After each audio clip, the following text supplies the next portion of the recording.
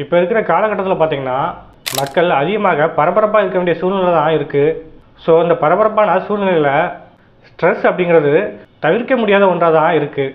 So இந்த மாதிரியான சுச்சுவேஷனை எதிர்த்து நாம் எப்படி தன்னம்பிக்கையோடு வாழலாம் அப்படிங்கிறத பற்றி தான் விளக்கமாக சொல்லுது செல்ஃப் கான்ஃபிடென்ஸ் அப்படிங்கிற இந்த புத்தகம். ஸோ இப்போ இருக்க காலத்தில் செல்ஃப் கான்ஃபிடென்ஸ் அப்படிங்கிறது நிறைய பேர்கிட்ட கம்மியாக இருக்குது. இது எப்படி நம்ம வளர்க்கலாம் அப்படிங்கிறத பற்றி தான் இந்த புக்கோட ஆத்தர் விளக்கமாக சொல்லியிருக்காரு. இந்த புக்கோட ஆத்தர் யாருன்னா பாரிஸில் இருக்கிற தத்துவ பேராசிரியர் சார்லஸ் பெப்பின்.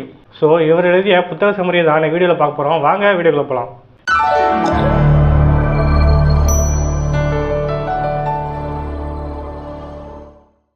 இதில் ஃபஸ்ட்டு நம்ம பார்க்கக்கூடியது அன்சர்டன் கண்டிஷன், அதாவது நிச்சயமற்ற சூழ்நிலை. நம்மளோட மனித வாழ்க்கையானது நிச்சயமற்ற சூழ்நிலையை கொண்டு தான் உருவாயிருக்கு அப்படின்னே சொல்லலாம். இந்த நிச்சயமற்ற தன்மையை நாம் அக்செப்ட் பண்ணி தான் வாழ்ந்தாகணும். ஏன்னா வாழ்க்கையில் நாம் எடுக்கிற ஒவ்வொரு முடிவுகளிலுமே ரிஸ்க்கு அப்படிங்கிறது இருக்க தான் செய்யுது. அந்த ரிஸ்க்கை நம்ம எந்த அளவுக்கு சரியாக எடுக்கிறோமோ அந்தளவுக்கு நம்மளோட வாழ்க்கை மகிழ்ச்சியாக இருக்கும். நான் ரிஸ்க் எடுக்கவே மாட்டேன் அப்படின்னு பயந்து ஒதுங்கி நின்னா என்ன ஆகும்? நம்மளோட ரிஸ்க்கு குறைய நாம் எடுக்கிற முடிவுகளும் அந்தளவுக்கு சரியாக இருக்காது.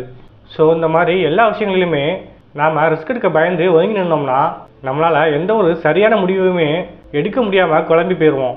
ஸோ இந்த மாதிரி குழப்பமான நிலையிலிருந்து நாம் மீண்டு வந்து சரியான முடிவை நம்ம எடுக்கணும்னா அதுக்கு நமக்கு தேவை தன்னம்பிக்கை. ஸோ இதை பற்றி ஒரு எக்ஸாம்பிள் மூலயமா பார்க்கலாம். நீங்கள் ஒரு நல்ல கம்பெனியில் வேலை பார்க்குறீங்க, உங்களுக்கு அங்கே நல்ல சேலரி கொடுக்குறாங்க. சேலரி மட்டும் இல்லாமல் உங்களுக்கு நல்ல இன்சென்டிவ், போனஸ் எல்லாமே கொடுக்குறாங்க. உங்களுக்கு வேலையில் எந்த ஒரு பிரச்சனையுமே கிடையாது. இந்த டைமில் உங்களுக்கு இன்னொரு ஜாப் ஆஃபர் வருது. அந்த ஜாப் ஒரு ஸ்டார்ட் அப் கம்பெனி தான். ஆனால் உங்களுக்கு இதோட அங்கே டபுள் சேலரி கொடுக்குறாங்க. ஆனால் என்ன தான் டபுள் சேலரி கொடுத்தாலும் ஸ்டார்ட் அப் கம்பெனி சரியாக பெர்ஃபார்ம் பண்ணலன்னா 6 மாதத்துலையோ 1 வருஷத்துலையோ வேலையை விட்டு தூக்கிடுவாங்க. ஸோ நீங்கள் இதுக்கெல்லாம் பயந்துட்டு உங்களுக்கு புதுசாக வரக்கூடிய ஜாப் ஆஃபரை அக்செப்ட் பண்ணாமல் இருந்தீங்கன்னா நீங்கள் ஒரு குழப்பமான மனநிலையில் இருக்கீங்கன்னு தான் அர்த்தம். நீங்கள் ஒருவேளை யோசிச்சிருக்கலாம், இந்த புதுசாக இருக்க கம்பெனியில் ப்ராஜெக்ட் எல்லாமே நல்லதாக இருக்குது, நிறைய விஷயங்கள் தெளிவாக இல்லை, ஃப்யூச்சரில் இதோட க்ரோத் எப்படி இருக்குன்னு தெரியல, இவங்களோட ஐடியாலாம் ஜெயிக்குமான்னு தெரியல, எதிர்காலத்தில் அந்த கம்பெனி ப்ராடக்டோட தேவைகள்லாம் எந்த அளவுக்கு இருக்கும் அப்படிங்கிற டேட்டா நம்மக்கிட்ட இல்லை. இந்த ரீசனெல்லாம் சொல்லி நீங்கள் அந்த வேலையை அக்செப்ட் பண்ணாமல் இருக்கிறது தான் தன்னம்பிக்கையற்ற நிலை அப்படின்னு சொல்கிறாங்க. சரி, இந்த ஸ்டார்ட் அப் ஃபெயில் ஆனால் என்ன ஆகும்? ஏன்னா மிஞ்சி போனால் வேலை போகும். அப்படியே வேலை போனால் கூட 6 மாதத்துக்கு அப்புறம் என்னோட திறமைக்கு ஏற்ற மாதிரி ஒரு நல்ல வேலை கிடைக்கும் அப்படின்னு துணிச்சலாக ஒரு முடிவு எடுக்கிறது தான் தன்னம்பிக்கையான நிலை அப்படின்னு சொல்கிறோம்.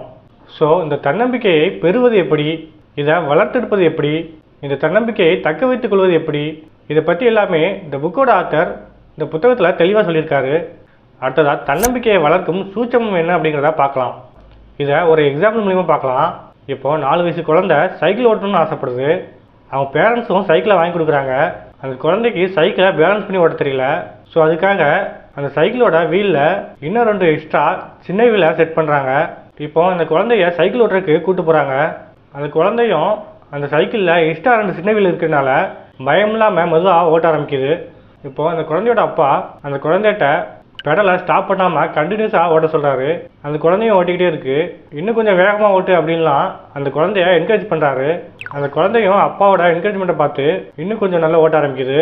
ஆரம்பத்தில் சைக்கிள் ஓட்டவே பயந்த அந்த குழந்தை எப்படி பயம் இல்லாமல் ஓட்ட ஆரம்பித்து கண்டினியூஸாகவும் ஓட்ட ஆரம்பிச்சிது? இதுக்கெல்லாம் காரணம் என்ன அப்படின்னு நீங்கள் நினைக்கிறீங்க? அந்த குழந்தையோட நம்பிக்கையா, அல்லது அந்த சைக்கிளில் பொறுத்தன எக்ஸ்ட்ரா 2 வீலா, அல்லது அவங்க அப்பாவோட என்கரேஜ்மெண்ட்டா, அல்லது அந்த குழந்தைக்கு சைக்கிள் ஓட்டுறதுல கிடைக்கிற த்ரில்லா? இப்படிலாம் யோசிச்சு பார்த்தீங்கன்னா இதுக்கு காரணம் என்னவா இருக்கும்னா இப்போ நம்ம சொன்ன எல்லா காரணங்களும் தான். ஏன்னா தன்னம்பிக்கை அப்படிங்கிறது இந்த மாதிரி எல்லா விஷயங்களையுமே உள்ளடக்கிய ஒன்று தான். அடுத்ததாக இன்றைக்கி இருக்கிற காலகட்டத்தில் தன்னம்பிக்கை ஏன் அவசியமாக இருக்குது? இப்போ அந்த காலத்துலலாம் பார்த்தீங்கன்னா எல்லாருமே கூட்டு குடும்பமாக இருப்பாங்க. அங்கே பொறுப்புகள் அப்படிங்கிறது எல்லாத்துக்குமே சமமாக இருக்கும், சொல்லப்போனால் கம்மியாக தான் இருக்கும். ஆனால் இப்போ இருக்க காலகட்டத்தில் பார்த்தீங்கன்னா நிறைய பேர் தனியாக இருக்க வேண்டிய சூழ்நிலை தான் இருக்குது. அதனால் பொறுப்புகள் அப்படிங்கிறது அதிகமாகவே இருக்குது. நாம் வாழக்கூடிய வாழ்க்கைக்கு நாம் தான் பொறுப்பு. நம்மளோட மதிப்பை உயர்த்தணும்னா நாம் படாத பாடுபட வேண்டியிருக்கு. அப்படி படாத பாடுபட்டு ஒரு ஸ்டேஜை நம்ம அடைஞ்சால் கூட அதை தக்க வச்சுக்கிறதுக்கு நாம் ரொம்பவே போராட வேண்டியிருக்கு. ஸோ இதனால தான் தன்னம்பிக்கையின் தேவை அப்படிங்கிறது ரொம்பவே அதிகமாக இருக்குது. இப்போது எக்ஸாம்பிளுக்கு ஒரு வயலில் வேலை பார்த்து அதில் உருவாகக்கூடிய விளைச்சலை பயன்படுத்தி நம்ம ஃபேமிலிக்கு உணவு கொடுக்குறது அப்படிங்கிறது ரொம்ப பெருமையான விஷயந்தான். ஆனால் நாம் இப்போ வேலை பார்க்குற இடத்துல பார்த்தீங்கன்னா நாம் டெய்லி மீட்டிங் அட்டன் பண்ணுறோம். எதுக்காக அந்த மீட்டிங் அட்டன் பண்ணுறோம் அப்படின்னே தெரியல. கூடவே நமக்கு நிறைய இமெயில் வருது, அதுக்கும் ரிப்ளை பண்ணணும். இப்படிலாம் கஷ்டப்பட்டு வேலை பார்த்து நமக்கு ஒரு வருமானம் கிடைக்கி, இப்படி கிடைக்கக்கூடிய வருமானத்தில் நமக்கு பெருமிதம் அப்படிங்கிறது இல்லவே இல்லை அப்படின்னே சொல்லலாம். ஏன்னா ஆஃபீஸில் நம்ம செய்கிற வேலையில் பெரும்பான்மையான வேலை எதுக்கு செய்கிறோம் அப்படின்னே தெரியல. புரோட்டோகால்கள் அண்ட் ப்ராசஸ் இதெல்லாம் உருவாக்கி நான் சொல்கிறத செய் அப்படிங்கிற சூழ்நிலையில் தான் நாம் வாழ்ந்துட்டுருக்கோம். இன்றைக்கி நாம் செய்கிற வேலையில் பெரும்பாலானவை நமக்கு தன்னம்பிக்கையை உருவாக்கக்கூடிய அடித்தளத்தை தருவதில்லை அப்படின்னே சொல்லலாம்.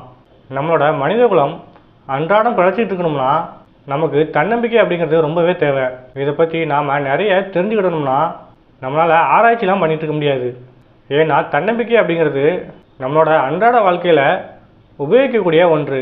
எப்படி ஒரு குழந்தை நடக்க ஆரம்பிக்கும் போது கீழே விழுந்து விழுந்து எழுந்துச்சு நடக்க ஆரம்பிக்குதோ அந்தமாரி தான் நாமளும் தன்னம்பிக்கை பெறணும்னா நம்மளோட நிஜ வாழ்க்கையில் அனுபவ ரீதியாக மட்டும் புரிஞ்சுக்கிற முடியும் அப்படின்னு சொல்கிறாரு இந்த புக்கோட ஆத்தர்.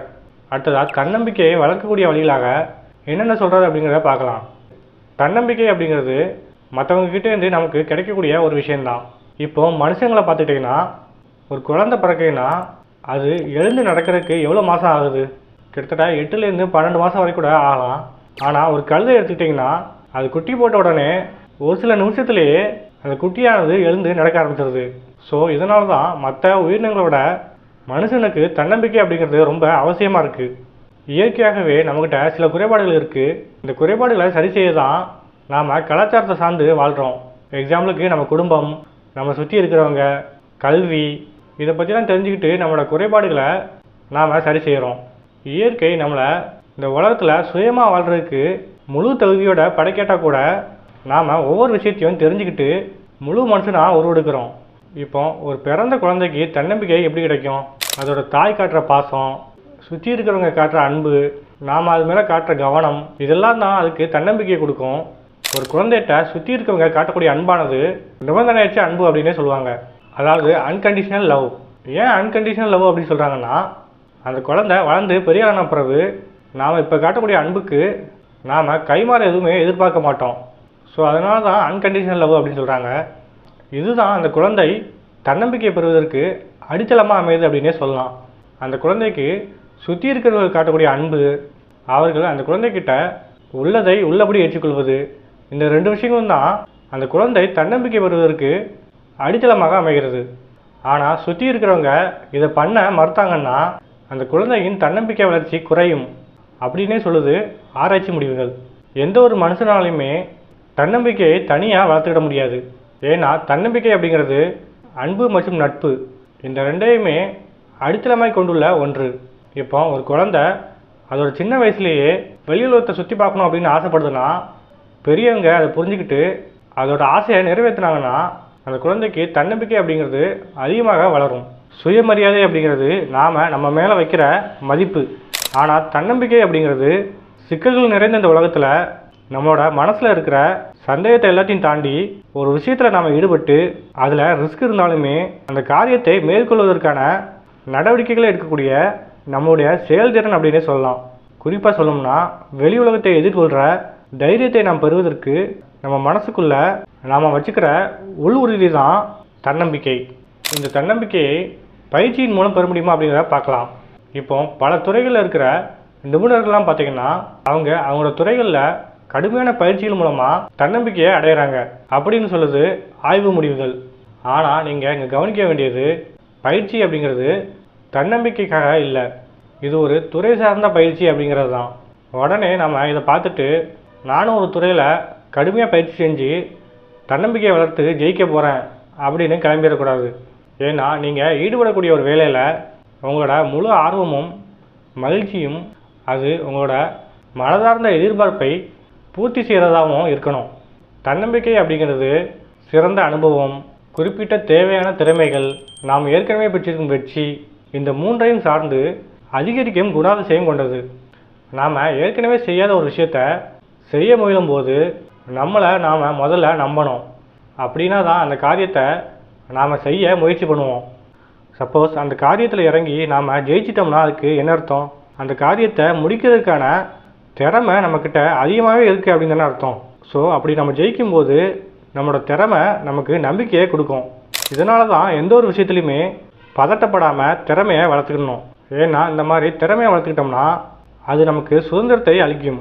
இந்த மாதிரி சரியான அளவில் நாம் செயல்படும் போது தன்னம்பிக்கை அப்படிங்கிறது நமக்குள்ளே பிறக்கும். ஸோ தன்னம்பிக்கை அப்படிங்கிறது நாம் எடுக்கிற காரியத்தில் வெற்றி நிச்சயம் அப்படின்னு நம்புறது மட்டும் கிடையாது, நாம் எடுக்கிற காரியத்தில் வரக்கூடிய தடைகளையும் எதிர்த்து சமாளித்து வெற்றி பெறக்கூடிய தைரியத்தை நாம் கொண்டிருப்பது அப்படிங்கிறத புரிஞ்சுக்கிட்டு செயல்படுங்க அப்படின்னு சொல்லி முடிக்கிறாரு புக்கோட ஆத்தர். ஸோ எந்த ஒரு காரியத்தையும் தன்னம்பிக்கையோடு செயல்பட்டு அதில் ஜெயிக்கிறது எப்படி அப்படிங்கிறத தான் இந்த புக்கில் விளக்கமாக சொல்லியிருக்காரு. ஸோ இந்த புக்கை நீங்களும் வாங்கி படித்து பயன்பெறலாம்.